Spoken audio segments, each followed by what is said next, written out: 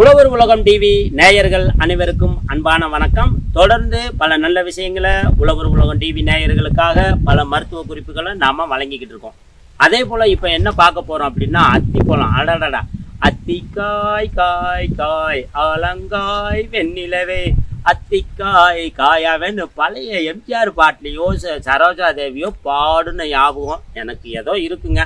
ஆனா பாட்டுல கூட கண்ணதாசன் அந்த காய் காய் காய் காய்னு வர்ணிச்சிருப்பாரு. அதுல முதல் காயா வந்து எப்படி உயிரெழுத்துல முதல் எழுத்தா இருக்கக்கூடிய ஆ அப்படின்னு சொல்றோமோ அதே போல இந்த காய் கனிவகைகள்ல அத்திக்காயை பற்றி குறிப்பிட்டிருக்கிறாரு. அந்த பாடலாசிரியர்களுக்கு ஒரு சல்யூட் பண்ணுவோம். ஓகே, வாங்க நம்ம வீடியோக்குள்ள போகலாம். இப்போ என்ன அப்படின்னா பாருங்க, அத்தி மரத்துக்கு பக்கத்துல ரொம்ப உண்மையிலேயே பக்கமா நிக்கிறதுல எனக்கு ஒரு பெரிய ஆனந்தமா இருக்குங்க. அதனுடைய மருத்துவ குறிப்பை பத்தி பார்க்க போறோம். இப்போ பாருங்க, அத்தி பழம் இப்படி வடிவேல் ஒரு படத்துல சொல்லுவாரு, சடக்குன்னு எடுத்து படக்குன்னு கடிச்சிரு தம்பின்னு. அந்த மாதிரி எனக்கெல்லாம் யோகம் எங்கேயோ பிறந்து சொந்தமான ஒரு தோட்டத்துல வாங்கி மரத்தை நட்டு சாப்பிட்றத விட இப்படி நண்பர் விஷ்ணு தோட்டத்துல வந்து அத்தி பழம் சாப்பிட்றதுல ரொம்ப மகிழ்ச்சியா இருக்கிறேன்.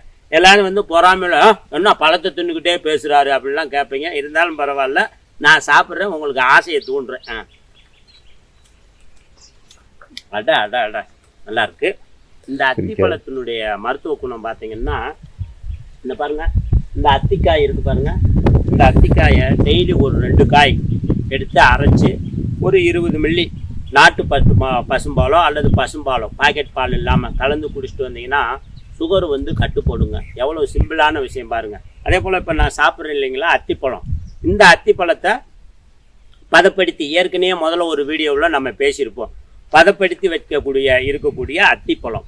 இந்த அத்திப்பழம் எப்படி சாப்பிடணும் அப்படின்னு சொல்லி பார்த்தீங்க அப்படின்னாக்கா, ஒரு 4 அத்திப்பழத்தை எடுத்து ஒரு அரை டம்ளர் 50 மில்லி தண்ணியில் முதநாத்து நைட்டு ஊற போட்டு மறுநாத்து காலையில் எந்திரிச்சு அந்த அத்திப்பழத்தை வெறு வயிற்றுல மென்று சாப்பிட்டு அந்த தண்ணியை குடிச்சிட்டு வரலாம். நம்பர் 1. நம்பர் 2 ரெண்டாவது மருத்துவ குறிப்பு என்ன அப்படின்னு சொல்லி பார்த்தீங்கன்னா, அப்படி ஊற வச்ச அத்திப்பழம் முதநாத்து நைட்டு ஒரு 4 பழமோ 5 பழமோ போட்டு ஊற வச்சதை காலையில் எந்திரிச்சு அந்த அத்திப்பழத்தையும் அத்திப்பழம் ஊறின தண்ணியும் 2ஐயும் எடுத்து ஒரு மிக்சியில் போட்டு நல்லா ஜூஸ் பண்ணி உமிழ்நீரோட இப்படி சப்பி சாப்பிட்ற மாதிரி உறிஞ்சி சாப்பிட்ற மாதிரி சாப்பிட்லாம். அப்படி உங்களுக்கு சுவை கம்மியாக இருக்குது அப்படின்னா தேன் அல்லது இந்துப்பு ஏதேனும் ஒன்று சேர்த்துக்கலாம். இன்னும் ஒருபடி எக்ஸ்ட்ரா கொஞ்சம் நச்சுன்னு இருக்கணும் அப்படின்னா லெமன் சாறு பார்த்துக்கோங்க. அத்திப்பழ ஜூஸு 1/4 ஸ்பூனு வந்து தேன், ஒரு சிலருக்கு வந்து இந்துப்பு போட்டு லெமன். ஒரு பக்கம் தேன் கலந்து சாப்பிட்லாம், ஒரு பக்கம் உப்பு கலந்து சாப்பிட்லாம். உப்புல வந்து இந்துப்பு சேர்றது நல்ல. அதே போல் வந்து லெமன் சாறு கொஞ்சம் சேர்த்துக்கிட்டிங்கன்னா என்னென்ன நோய் அப்படின்னா சும்மா கடுகு பொரிஞ்சிற மாதிரி படப்படன்னு நோய் தீரும். முதல்ல வந்து ரத்த சோகை. ஒரு மனிதனுக்கு வந்து வண்டிக்கு எப்படி பெட்ரோல் தேவையோ அந்த மாதிரி ஒரு மனிதனுக்கு அவசியமான தேவை ரத்தம்.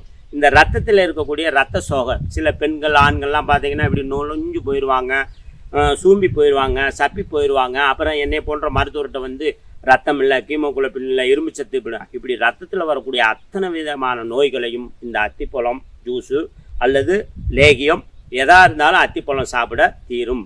மலைச்சிக்கலை தீர்க்கிறது, அல்சரை போக்குகிறது, தலைமுடி கொட்டுதலை தடுக்கிறது, கண்ணில் இருக்கக்கூடிய பிரச்சனையை போக்குகிறது, முகத்தில் வரக்கூடிய மங்கு மறு வடு தேமல் போன்றவைகளை நீக்குகிறது, குதிங்கால் தேய்மானம், முட்டி தேய்மானம், முழங்கால் வலி, இடுப்பு வலி, தண்டுவடத்தில் ஏற்படக்கூடிய சகலவிதமான நோய்களையும் போக்குகிறது, சுகரை போக்குகிறது, சுகரை கட்டுக்குள் வைக்கிறது. அது மட்டும் இல்லைங்க, மார்பக கேன்சர். உலகமெல்லாம் இன்னைக்கு கேன்சருக்கு மருந்து இல்லைங்கிறாங்க. ஆனால் இயற்கை மருத்துவத்தில் சித்தர்கள் மார்பகத்தில் வரக்கூடிய கேன்சர் ஸ்டேஜ் 1 ஸ்டேஜ் 2க்கு நீங்கள் அத்திப்பழத்தை தொடர்ந்து 1 மண்டலம் சாப்பிட்டால் கேன்சர் குணமாகிறது என்று மருத்துவ அறிக்கை கூறுகிறது.